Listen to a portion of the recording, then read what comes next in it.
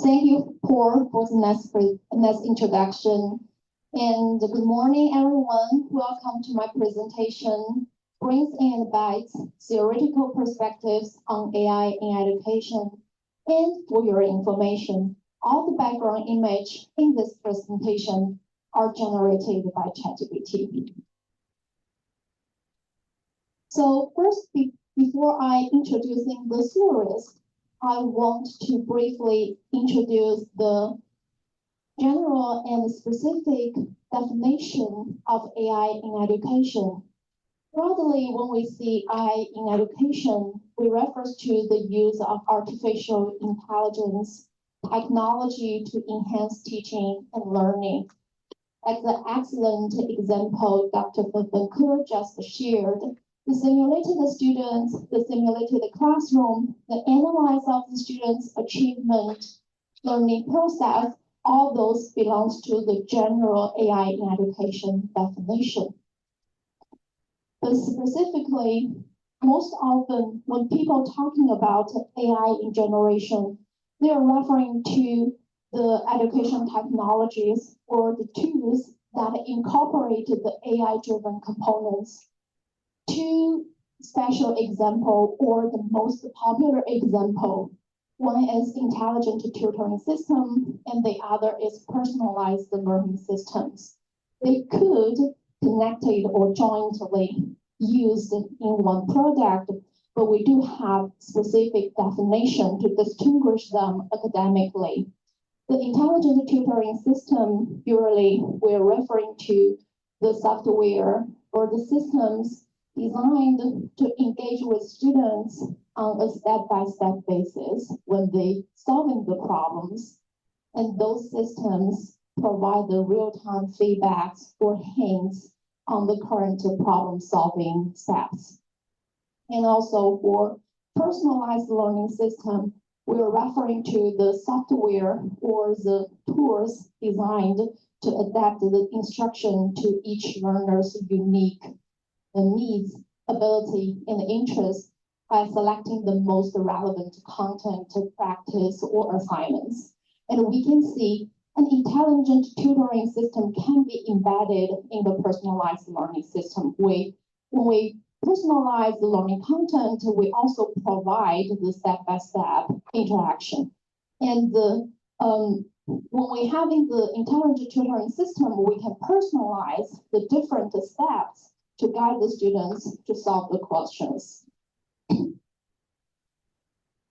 And we know AI are quite popular in various fields. And in education, we're not only care about, oh, this tool or this system is working. We are interested in understanding why it's working. We want to dig out all the relevant components that make the AI tools working or not. So today I will specifically talking about the theoretical perspective, which will help us to understand how AI tools support or not support learning, or we can think about in which way it supports learning and in which way it's not. It will also help us to developing or selecting the AI tools that align with the educational goals.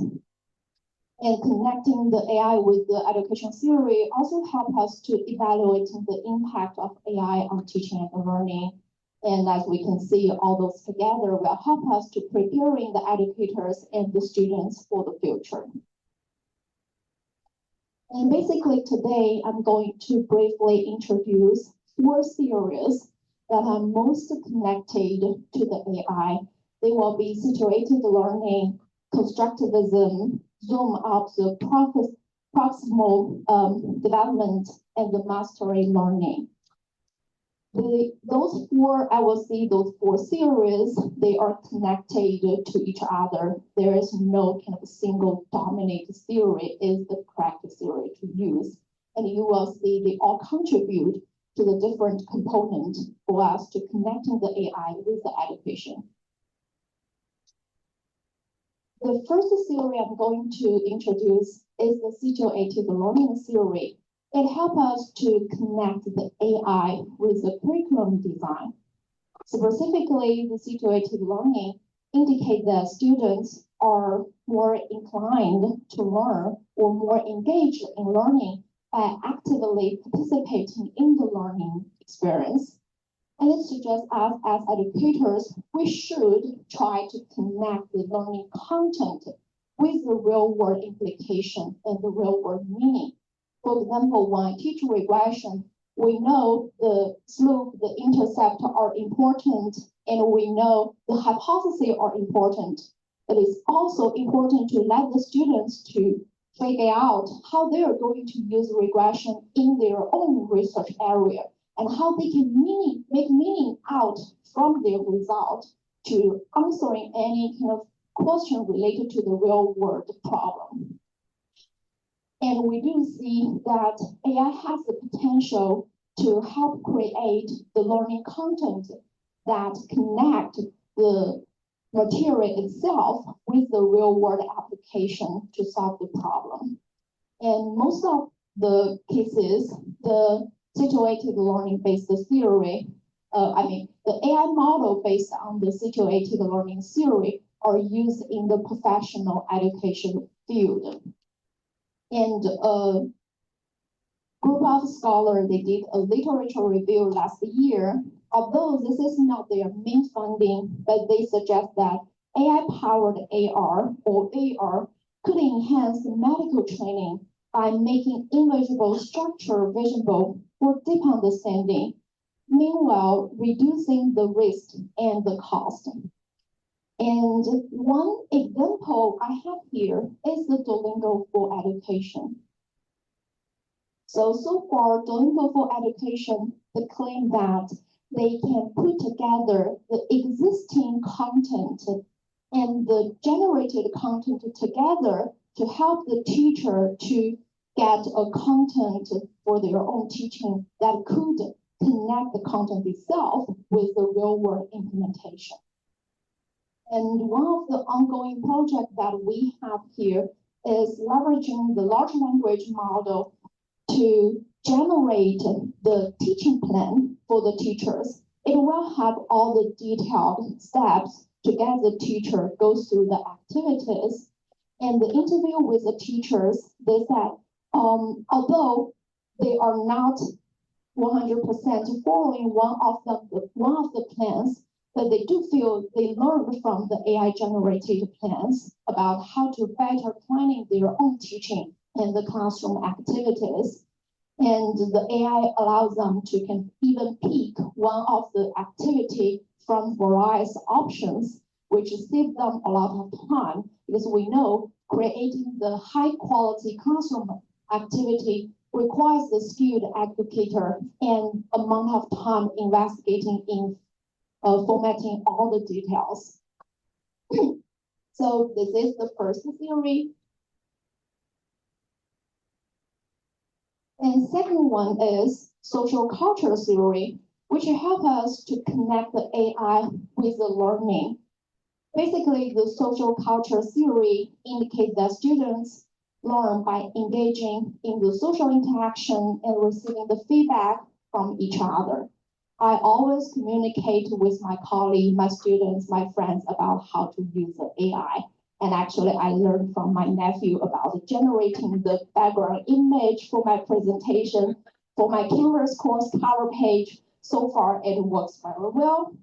And so we can see the connection here is the AI-driven chat box or the personalized feedback or even the automated grading for their assignments or their exams provide the timely feedback and the hints to promote the meaningful interaction. And one example I have here is a virtual teaching assistant that proposed by the Georgia Tech team. So the students don't need to visit a human TA's office hour or to make an appointment with the instructor. They can first interact with the virtual learning assistant and to get kind of the quick interaction with the virtual teaching assistant.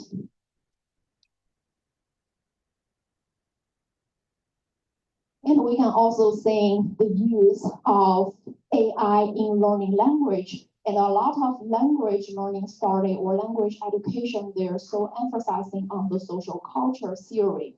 They can ask the students to interact with a model or an agent that is proficient in that language. And students can engage in the real-time conversation other than learning from the textbook, right? And meta-analyze our team at the University of Florida did last year. We analyzed the 22 studies with 63 effect sets of US K-12 samples.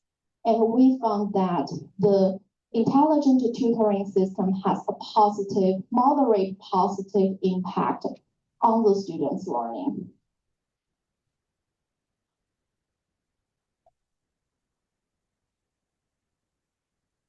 And the third theory is the ZPD. It's also help us to connect the AI with learning from a different perspective.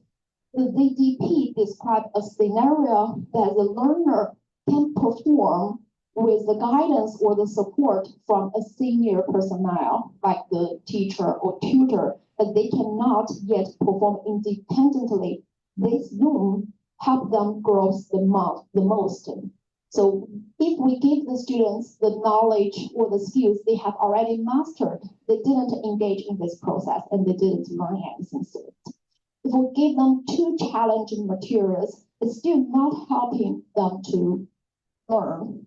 For example, I know a lot of parents are sending their kids to learn coding at the very early age from college to high school to even elementary school. If I hold a summer camp here, and it's appropriate for us to go through some kind of simple function. But if I tell you that in my summer camp, I will teach your elementary kids to participate in a national data challenge, we're going to having some fancy advanced model coded.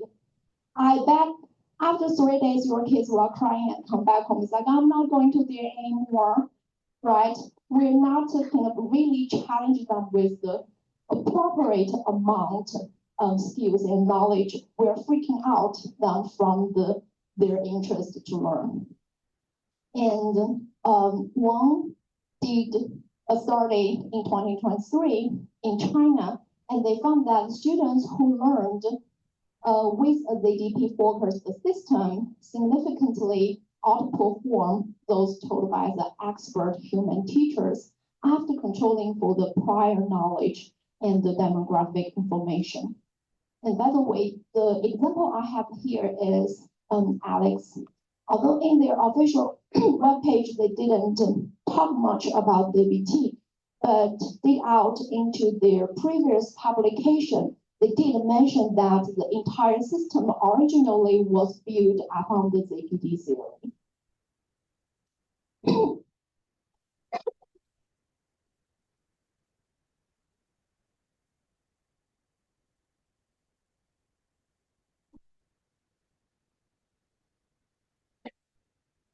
And the last theory is mastery learning theory. It helps us to connect the AI with assessment or practice.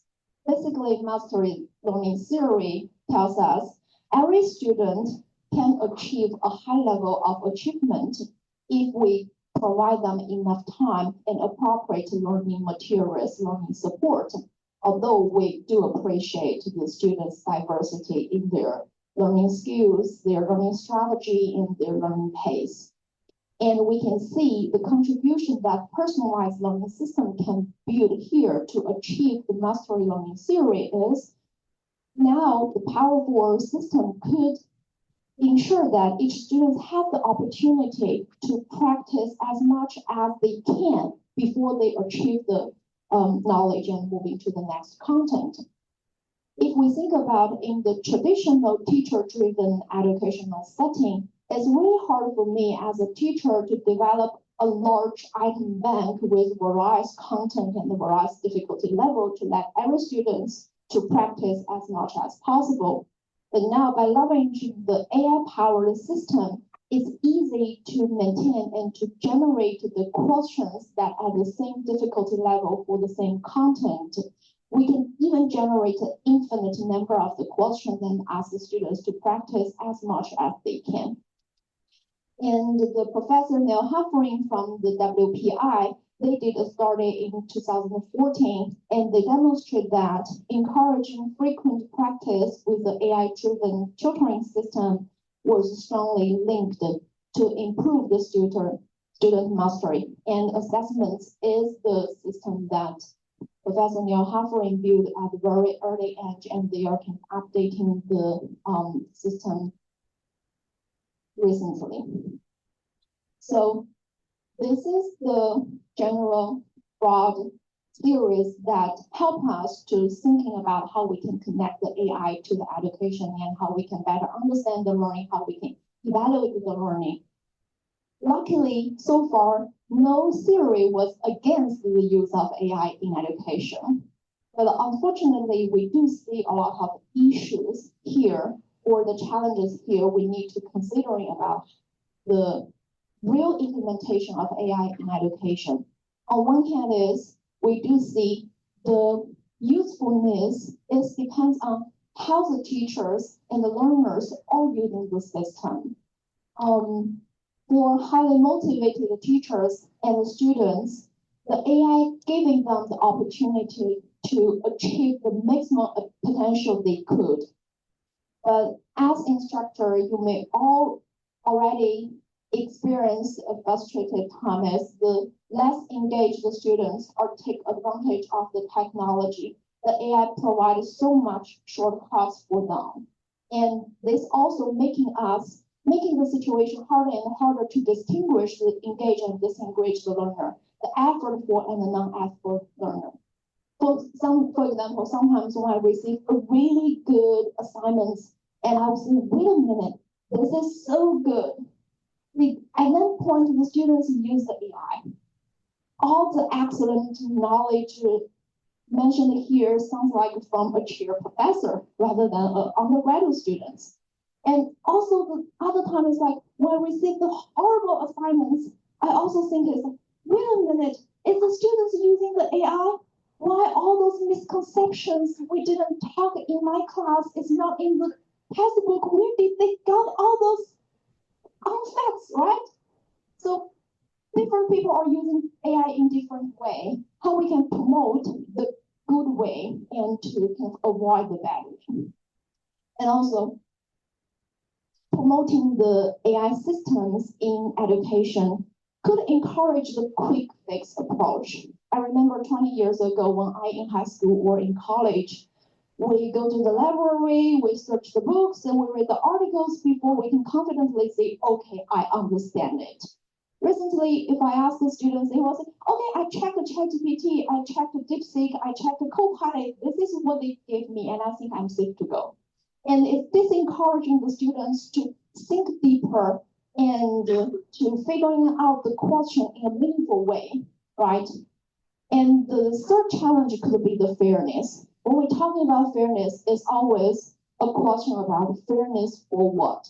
Yes, personalize the learning. If I am a slow learner, a low achiever, it allows me to learn by my own pace. I don't need to be pushed or feel kind of frustrated during my learning experience. But on the other hand, if I am a slow learner, by the end of the semester, I may only be able to see the first chapter of the textbook because AI told me you're not ready to move on. And all the others, they have completed the entire courses. I'm still at the early beginning stage of the courses. If this could be a problem or like the learning bubble, I'm always stay here, right? And we all know that the biased training data will create some trouble in the later result, the later model, the later system. And luckily, we are able to identify some of the bias recently, and we can fix it. It's a potential that a lot of the bias, the training data, we haven't aware it. We haven't realized it in our data yet. It may be due to the sample size is not large enough yet, or various reason, right? So this could also be a challenge for the AI in education. One interesting story I heard before is a team, they find their software, their system was so successful with when they recruit the participants to participate in the study, but when they announce it out to all the population, and they cannot find any positive impact at that time. It could be at the beginning, all the teachers who decided to participate are biased sampling. They are the teacher highly motivated to use and to improve their teaching. And later when we send out to large population, actually not all the teachers are motivated to learn and not motivated to change their current learning structure. And the last thing is like, well, always we're talking about data privacy. And I want to also emphasize its influence on the students' interaction. If I know you're monitoring every step I am doing during my learning, I may perform slightly different, right? That will also influence our understanding about students' learning and our evaluation about students' learning. And I would see the future of the AI in education are in three directions. The first one will be, as Dr. Fenfenko also mentioned, the human in loop to bring the expertise from the educational experts and the AI model for a more accurate and useful outcome. And also, maybe it's time for us to go beyond the system. Nowadays, all the study is about promoting the system, how we can improve the system. But on the other way, we also want to see the effects on the teachers and education. A lot of the platform, they are evaluating themselves, but there is not much third-party evaluation on the general learning, general AI in education systems. We don't know whether we are in a large extent are helping the teachers or adding more burden to the teachers. And the general comprehensive evaluation about the consequences and effect on teachers and educations are needed. And also, as we said, promote learning is important, is the most important goal, but also in the future, the AI in education system should also implement certain strategy or algorithm that avoid the unintended encouraging of the superficial or the unethical learning practice, like the cheating, plagiarism, all like this. And this is like the end of my brief talk, and I'm open to any questions.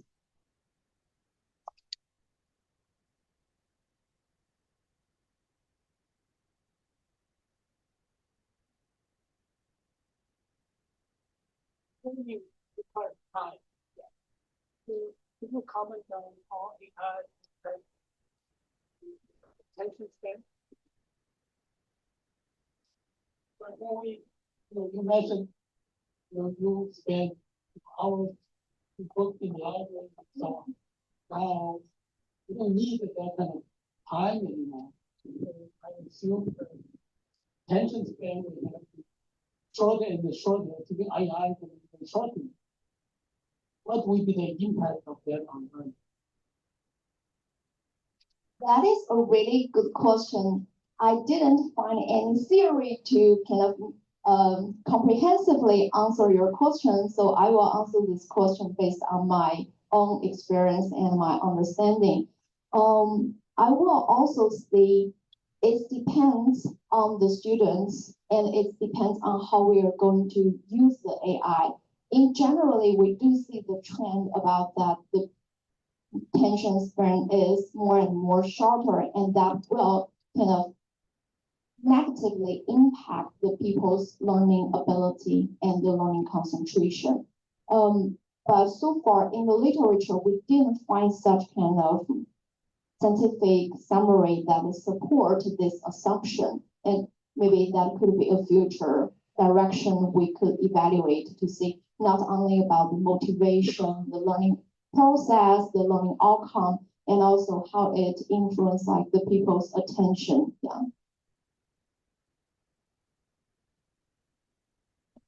Yeah. So regarding evaluation and assessment, that's going to get more, it's getting more and more complicated, right? Because the AIs are evolving at an exponential rate at the moment. And evaluation is at a constant rate, like most linear. So by the time you finish evaluating anything, you're out of date.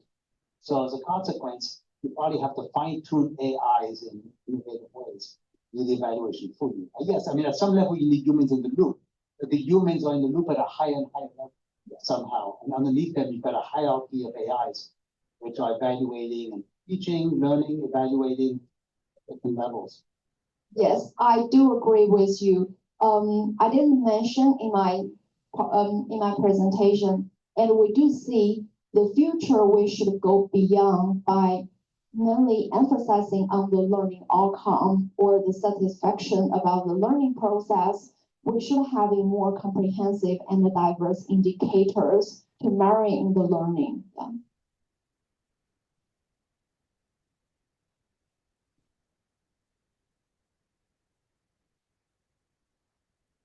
Playing off of Shuen's question there, right? I was just reflecting. Yesterday, I was reading a thread online somewhere about the use of AI tools to assist with literature reviews. And someone on that thread was very upset because they argued that those tools made it too easy for students to find relevant research. And other people were saying, well, is research supposed to be fun? And what is your opinion on the use of AI tools to assist with research and literature reviews, and is that a positive step forward for those students? That is a really good discussion. I remember I had this discussion quite a long time ago with my colleague. Actually, we're talking about if using AI to do the literature review can be considered as plagiarism or not, right? So it's still depending on to what extent you are relying on the AI. If you just typing, like summarizing all the literature about education theory and AI, and you didn't go review all the anything the AI generated for you, I believe that considered as a plagiarism. You didn't contribute anything during this process. But if you have already identified the key literatures and you read through it, you just want to save your time to summarizing them and to connecting them, this may not be treated or at least considered as plagiarism recently. And also, we could have a third scenario that students, they read through it, they summarize it, it's just that they're still at the beginning learning stage. They cannot come up with a perfect summarization. And they ask the AI to paraphrase it, to improve it, to check if any key component is missing. And this scenario is also not kind of considered as plagiarism. It's like we students are learning together with the AI. They are in charge of verifying all the facts, the numbers that AI provided them. They should double check the reference list, whether that exists in the Google Scholar or not, right? This is like we consider is a good way about the using of the AI. And also, I think my answer to your question is like how we are allowing the students to using AI to do their literature review and how much guidance we provide the students to use appropriately and ethically using AI to do their literature review. I'd like to answer, contribute to this particular thread. Okay. And that is, given the rate at which the AIs are evolving, I like to think of the AIs as no longer making errors and giving perfect answers so we do not have to check hallucinations. In other words, it's been proven they will always hallucinate, but they will probably hallucinate less than humans, right? Okay, so the question is when you review papers and proposals or whatnot, what's the objective of the review? Are we reviewing papers because we want to review papers? No, we're reviewing papers to make sure that good papers are being published and are accurate papers. So if the AI is capable of doing that with no error, I don't see the purpose of the human doing it. Now, if the purpose is to train students to review, whether they're reviewing real papers or synthetic papers, that's a matter of discussion. I'll just jump in very quickly here and put on my information scientist hat, right? So if you look at the history of information retrieval and you look at the research that was done in the 1950s to use computerized assistance tools to help scientists find relevant articles, we've been trying to do this now for close to 100 years. So I'd be be very curious to talk to some of the scientists that were around in the 1950s, see what they think about what we've accomplished today. If I could jump in here, so I think at some point we're going to have to start talking about what the human brain is still supposed to do. I'm going to talk about that. Because yeah, okay, that's great to have all these AIs doing things for us, and in the end, you know, so it sounds like we're ending up being janitors of the AI world, and everything that's creative and fun and substantial ends up being kind of like chewed through by these AIs for us. So when it comes to training students, educating students, we need to rethink what it is that we're even still trying to achieve. Because I'm not against using AI, but at the same time, it's like, well, we need to redefine where the human fits in, and hopefully we're not just kind of like fact checkers for AI.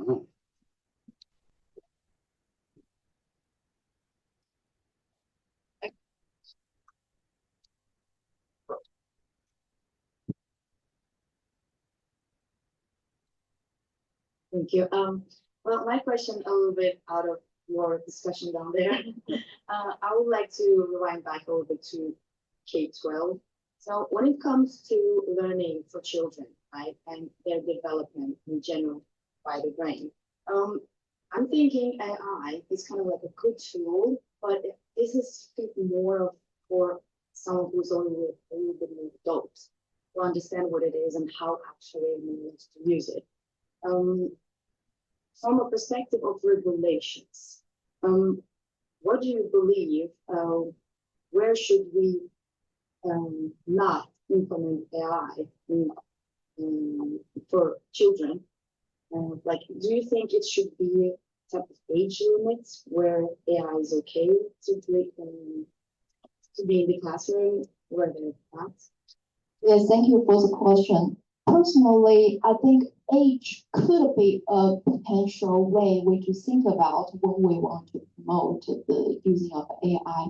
And I do believe in the K-12, especially the early age, from kindergarten to the K1 to grade 1 to grade 3, the teacher and the interaction between the teacher and students should still be the dominant way, and AI should be a support secondary material. And other than age, another way we can think about is discipline. Some discipline is okay if we introduce the AI at an early stage, like mathematics, solving the question for a grade 1 issue. Maybe we only having limited number of correct way to solve it, maybe 5, maybe 15, but the number is limited. The AI could help the students to go through all the possible ways and to figure out what is the best way the students can learn. The language, definitely, personally, I'm still against about teaching the language with AI too early. I'm not saying like the daily speech, like, oh, I want to learn a second language or third language, but I'm saying about the formal curriculum, about all the important components in the language, in the academic writing. And this is also, personally, I'm not really favored to let my junior students to study their academic writing right away with AI. I think it still needs some accumulation, like the language and the culture part, rather than, oh, I only have the fact from the AI. I know this year what happened, that's it. So I think the human science or the social science part is still require more human interaction. And the hard science part, especially the fundamental, the basic ones, we can introduce the AI at early stage.